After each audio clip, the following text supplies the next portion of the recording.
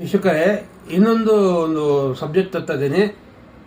SIR special intensive revision. ಹಿಂದೆ ಇದ್ರ ಬಗ್ಗೆ ನಾನು ವಿಡಿಯೋ ಮಾಡಿದ್ದೆ. ಇದು ಎಲ್ಲ ರಾಜ್ಯಗಳಲ್ಲೂ ನಡೀತಾ ಇದೆ. ಮತ್ತೊಮ್ಮೆ ಹೇಳ್ತಾ ಇದ್ದೀನಿ, ನಿಮ್ಮ ವೋಟರ್ ಐ ಡಿಗಳು ಈಗಲೇ ಚೆಕ್ ಮಾಡ್ಕೋಬೇಕು. ಯಾರು ವೋಟರ್ ಐ ಡಿಗಳಲ್ಲೇ ಈ ಥರ ಮಿಕ್ಸ್ ಆಗ್ತಾ ಇದೆ, ಇಮಿಡಿಯೇಟಾಗಿ ಕಂಪ್ಲೀಟ್ ಮಾಡಿ. ಸ್ಪೆಷಲ್ ಇಂಟೆನ್ಸಿವ್ ರಿವಿಷನ್ ಇದರಿಂದ ಎಲ್ಲ ರಾಜ್ಯಗಳಲ್ಲೂ ನಡೀತಾ ಇರೋದ್ರಿಂದ ನೈಜ ಮತದಾರರು ಯಾರು ಇರ್ತಾರೆ ಅವ್ರಿಗೆ ತೊಂದರೆ ಆಗಬಾರ್ದು ಅಂತ ಉದ್ದೇಶದಿಂದ ಒಂದು ವಿಡಿಯೋ ಮಾಡ್ತಾ ಇದ್ದೀನಿ. ದಯವಿಟ್ಟು ವೋಟರ್ ಐ ಡಿಗೆ ಹೋಗಿ ನಿಮ್ಮ ವೋಟರ್ ಐ ಡಿ ಯಾವುದಿದೆ ಅದನ್ನು ತಗೊಂಡು ಚೆಕ್ ಮಾಡಿಬಿಡಿ, ಇದೆಯೋ ಇಲ್ಲವೋ ಅಂತ. ಚೆಕ್ ಮಾಡಿಕೊಂಡ್ರೆ ಒಳ್ಳೆಯದಾಗುತ್ತೆ.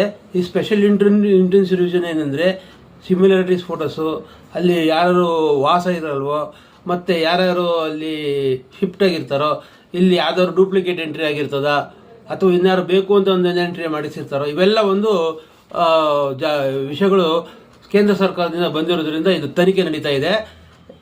ಬಟ್ ಶೀಘ್ರಗತಿಯಲ್ಲಿ ಈ ಪ್ರಗತಿ ನಡೀತಾ ಇದೆ ಕೆಲಸ ಕಾರ್ಯಗಳು. SIR ಸ್ಪೆಷಲ್ ಇಂಟೆನ್ಸಿವ್ ರಿವಿಷನ್ಸ್ ಅಂತ ಮತದಾರರ ಪರಿಷ್ಕರಣೆ ಶೀಘ್ರವಾಗಿ ನಡೀತಾ ಇದೆ. ದಯವಿಟ್ಟು ಚೆಕ್ ಮಾಡ್ಕೋಬೇಕು ಅಂತ ಮತ್ತೊಮ್ಮೆ ಹೇಳ್ತಾ ಇದ್ದೀನಿ. ಮತ್ತು ಬೇರೆಯವರ ಮೇಲೆ, ಯಾವುದಾದ್ರ ಮೇಲೆ, BLOಗಳ ಮೇಲೆ ಮತ್ತು ಅಧಿಕಾರಿಗಳ ಮೇಲೆ ಗೂಬೆ ಹೊಡಿಸ್ಕೊಳ್ಳಿ.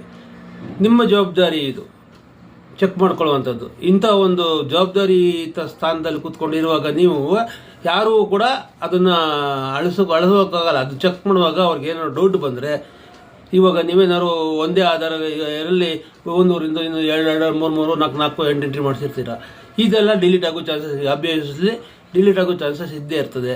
ಆಗ ಇನ್ನೊಂದು ಕಡೆ ಓಟ್ ಹಾಕಿರ್ತೀರ, ಇನ್ನೊಂದು ಹೇಗೆ ಬಂದಿರ್ತೀರ, ಅಂಥವೆಲ್ಲ ಡಿಲೀಟ್ ಆಗೋ ಚಾನ್ಸಸ್ ಇರ್ತದೆ.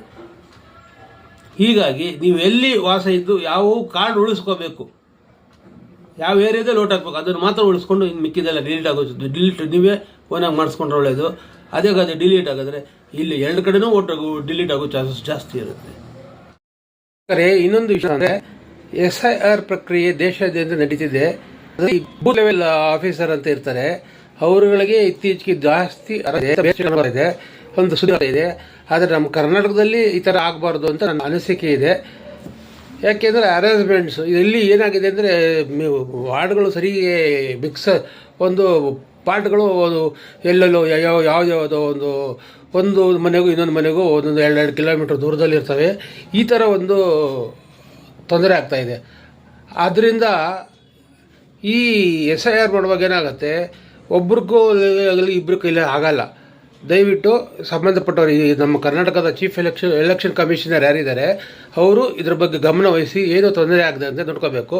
ಈಗ ಗುಜರಾತಲ್ಲಿ ಯಾರೋ ಆತ್ಮಹತ್ಯೆ ಮಾಡ್ಕೊಂಡ್ಬಿಟ್ಟಿದ್ದಾರೆ ಅಂತ ಒಂದು ಸುದ್ದಿ ಬಂದಿದೆ. ಆದ ದೃಷ್ಟಿಯಿಂದ ಈ BLOಗಳಿಗೆ, ನಮ್ಮ ಕರ್ನಾಟಕದಲ್ಲಿ BLOಗಳಿಗೆ ಈ ರೀತಿ ತೊಂದರೆ ಆಗಬಾರ್ದು ಅಂತ ನನ್ನ ಮನವಿ ಇದೆ. ಯಾಕೆಂದರೆ ಆಧಾರ್ ಎಂಟ್ರಿ ಇರಲ್ಲ, ಏನೂ ಎಂಟ್ರಿ ಇರಲ್ಲ, ಸುಮ್ಮನೆ ಎಂಟ್ರಿ ಮಾಡಿ ಕಳಿಸಿರ್ತಾರೆ. ಆ ದೃಷ್ಟಿಯಿಂದ ಹೇಳ್ತಾ ಇದ್ದೀನಿ, ಚೆಕ್ ಮಾಡ್ಕೋಬೇಕಾಗತ್ತೆ. ಇಲ್ಲಿಗೆ ನಾನು ವಿಡಿಯೋನ ಮುಗಿಸ್ತಾ ಇದ್ದೀನಿ.